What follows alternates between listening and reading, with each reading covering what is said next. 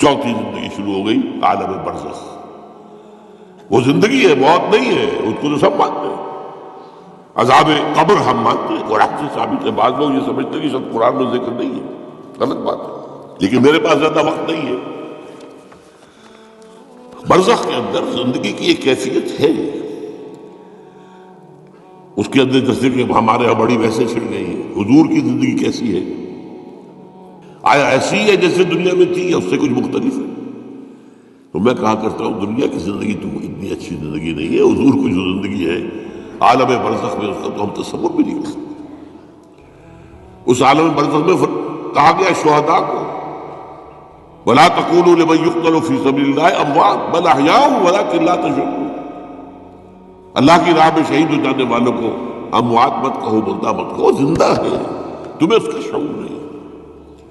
ہمیں شہداء کی زندگی کا شعور نہیں، پھر صدیقین اوپر ہے، پھر انبیاء ان کے اوپر ہے، پھر رسول ان کے اوپر ہے، سب سے اوپر سید المرسلین ہے۔ کیا زندگی ہوگی، ہم کیا تصور کر سکتے ہیں؟ مَا لَا عَيْنٌ رَأَتْ وَلَا أُذُنٌ سَمِعَتْ مَا خَطَرَ عَلَىٰ قَلْبِ بَشَرٍ۔ بہرحال پھر یہ چوتھی زندگی آ گئی، پھر آئے گا، پھر سور پھونکا جائے گا، اور پھر فَإِذَا هُمْ قِيَامٌ يَنظُرُونَ، تو سب زندہ ہو کر دوبارہ کھڑے ہو جائیں گے۔ وہ یوم القیامہ ہوگا، کھڑے ہونے کا دن، اور اس سے ہمارا پانچواں دور شروع ہو جائے گا، حیات اخروی۔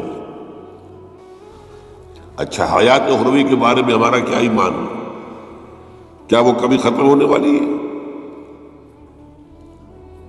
وہ تو ابدی ہے۔ فَإِنَّهَا لَجَنَّةٌ أَبَدًا أَوْ لَنَارٌ أَبَدًا، یہ پوری زندگی ہے۔ تو زندگی کتنی بڑی ہو گئی۔ تو اسے پیمانہ امروز فردا سے ناب جامنا پہم جواں، ہر دم جواں ہے زندگی۔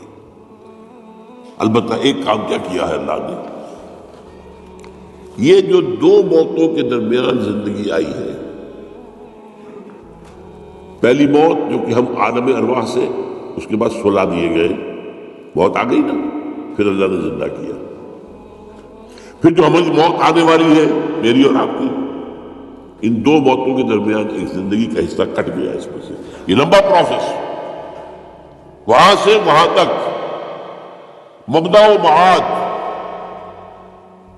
انا للہ و انا الیہ راجعون، اس میں یہ چھوٹا سا ہماری زندگی میں سے حصہ کاٹ کر اس سے ایک امتحانی وقفہ بنا۔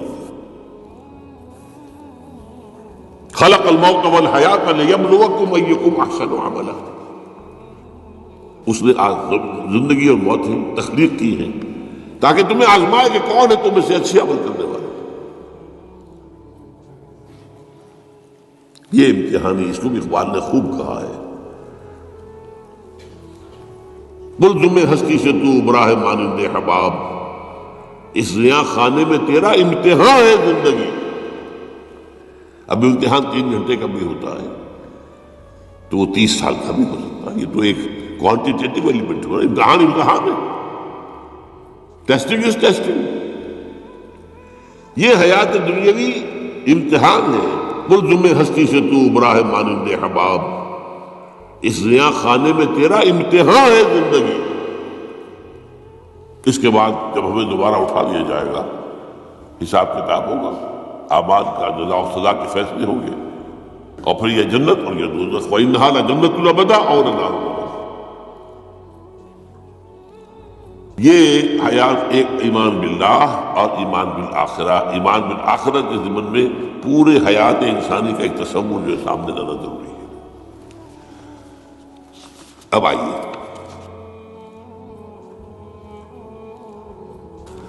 میں نے کہا تھا تخلیق کے بارے میں کچھ باتیں آپ کو بتاؤں گا۔ یہ جدید سائنس کے حوالے سے بھی بہت اہم چیزیں ہیں، اور یہ قرآن کی حکمت اور فلسفے کے لیے۔ بدقسمتی ہماری یہ ہے کہ ہمارے جو فلسفی مسلمان ہوئے، ابن سینا ہو، فارابی ہو، کندی ہو، جو متکلمین ہوئے جنہوں نے عقل سے کام لے کر قرآن کی تفسیریں کی ہیں، امام راغب میں بہت بڑے مقام پر ہیں، اور ہیں بہت ہیں، کچھ صوفی مزاج صوفی ہے، فلسفی ہے، ان سب نے اپنی زیادہ تر گفتگو کا دار و مدار یونانی حکماء اور فلاسفہ کی بات پر رکھی۔ سقراط اس کا شاگرد، افلاطون اس کا شاگرد، ارسطو۔ ہمارے متکلمین، ہمارے فلاسفہ سب ارسطو کے شاگرد۔ ہمارے صوفیہ اکثر و بیشتر افلاطون اور پروٹائنس، فلاطینوس ان کے شاگرد۔ لہذا مولانا روم نے بڑا شکوے کے انداز میں کہا تھا، چند خوانی حکمت یونانیہ، تم کب تک یونانیوں کی حکمت پڑھتے رہو گے، یونانیوں کا فلسفہ پڑھتے رہو گے، یونانیوں کی میٹافزکس، یونانیوں کی منطق؟ چند خوانی حکمت یونانیہ، حکمت قرآنیہ راہم خواہ۔ کبھی ذرا قرآن مجید میں جو حکمت دی گئی ہے، جو فلسفہ دیا گیا ہے، جو حقائق بیان کیے گئے، کبھی ان پر توجہ کرو۔ اللہ تعالیٰ توفیق دے۔ میری دلی آرزو ہوگی کہ آپ میں سے جو ذہین لوگ ہیں، ظاہر بات ہے کہ یہ میدان ہر شخص کا نہیں ہے۔ حضور صلی اللہ علیہ وسلم کا جو افرادی انفرادی سطح پر انقلاب برپا کرنے کا پروسیس ہے، 4 الفاظ ہیں اس میں ٹاپ پر آتا ہے حکمت۔ یتلو علیہم آیاتہ ویزکیہم ویعلمہم الکتاب والحکمہ۔ حکمت یہ تعلیم محمدی صلی اللہ علیہ وسلم، تربیت نبوی صلی اللہ علیہ وسلم، اس کی سب سے اونچی منزل ہے تعلیم حکمت۔ ظاہر بات ہے کہ ہر شخص اس کا اہل نہیں ہوتا۔ یہ اللہ تعالیٰ نے ظاہر بات ہے سب کو ایک جیسا نہیں بنایا ہے۔ جسمانی قوتوں کے اعتبار سے بھی فرق و تفاوت ہے، ذہنی صلاحیتوں کے اعتبار سے بھی فرق و تفاوت ہے۔ جن لوگوں کے اندر یہ فلسفہ اور حکمت کا ذوق ہو وہ اس معاملے میں آئیں، سوچیں، پڑھیں۔ میری یہ چند باتیں ہو سکتا ہے کہ ان کے لیے چشم کشا ثابت ہو۔ وہ کتاب اس وقت میری جو ہے ایجاد و ابداع عالم، وہ آؤٹ آف پرنٹ ہے، موجود نہیں ہے، انشاءاللہ جلدی ہی پرنٹ کروا لیں گے دوبارہ۔ دیکھیے تخلیق کا مرحلہ اول عالم امر ہے، اللہ کا ایک حکم کن، انما امرہ اذا اراد شیئا ان یقول کن فیکون۔ اس کن سے ایک نور پیدا ہوا ہے، ویری سٹل، لطیف، حرارت کوئی نہیں، خلق نہیں۔ یہ نور اللہ، یہ پہلی شے ہے جو پیدا ہوئی ہے۔ حکم ایک کن، یہ عالم امر ہے۔ اس نور سے پیدا کیے گئی تمام ارواح انسانیہ، تمام ملائکہ۔ ملائکہ کے بارے میں حدیث موجود ہے، قرآن مجید میں ذکر نہیں ہے، حدیث میں ہے۔ حضرت عائشہ رضی اللہ تعالی عنہ سے مسلم شریف کی روایت ہے کہ ان اللہ خلق الملائکہ من نور۔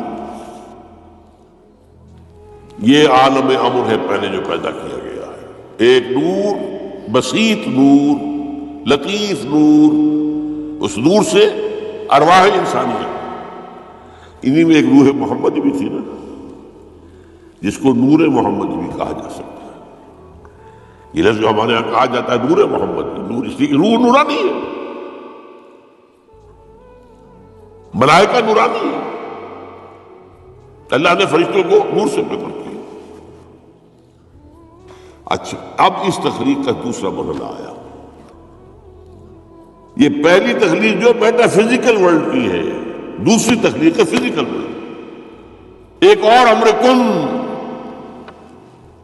اور اس سے ایک بگ بینگ پیدا، یہاں سے سائنس شروع ہوتی ہے۔ اس لیے کہ وہ جو پہلا معاملہ ہے وہ سائنس کے دائرے سے باہر کا ہے، ارواح ہو، ملائکہ ہو، اس سائنس کے دائرے سے باہر، وہ عالم امر ہے۔ یہ عالم خلق شروع ہوا ہے اب،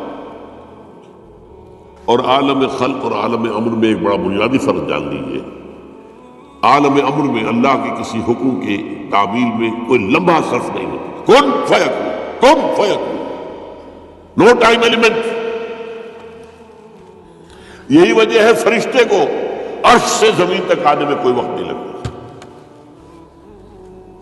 रूह को भी कोई वक्त नहीं लगता। ये बियॉन्ड दिस फिजिकल वर्ल्ड है। तो मेटाफिजिकल वर्ल्ड के से ताल्लुक है इनका, ये आलम अमर से है। अमर में वक्त नहीं लगेगा कतआन, खल्क में वक्त लगेगा लाजिमन। आम की कुफरी है, आम का पौधा बनने में 5-6 साल लग जाएंगे। रहमे मादर में हमल ठहर गया है, बच्चे के पूरे बनने में 9 महीने लगेंगे, टाइम लगेगा। इट्स खल्क। कुरान कहता है हमने आसमान जमीन 6 दिन में पैदा किए, टाइम लगा कि नहीं लगा? तो ये अम्र है वो पहला, जिसमें कि क्या है, 3 चीजें। अल्लाह का नूर जो बहुत लतीफ है, वो खजाना है, उसी से बड़ी अलवाह अरवाह इंसान की, उससे बड़े फरिश्ते।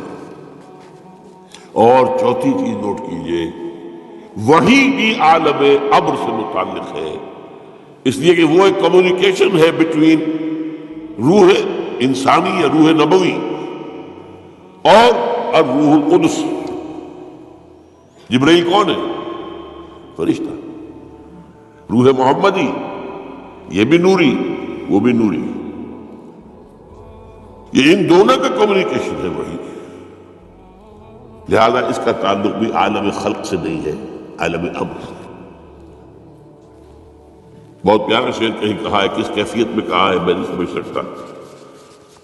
नगमा वही है नगमा कि जिसको रूह सुने और रूह सुना है। रूह मोहम्मदी ने सुना है, इस कान से नहीं सुना हुजूर ने, नोट कर दीजिए, कभी पढ़िए हकीकत वही नामी किताब मौलाना सईद अहमद अकबर आबादी की। वही की हकीकत क्या है? वही बराह रास्त कल्ब पर जाती है, इस कान के वास्ते से नहीं जाती। ये कान आलम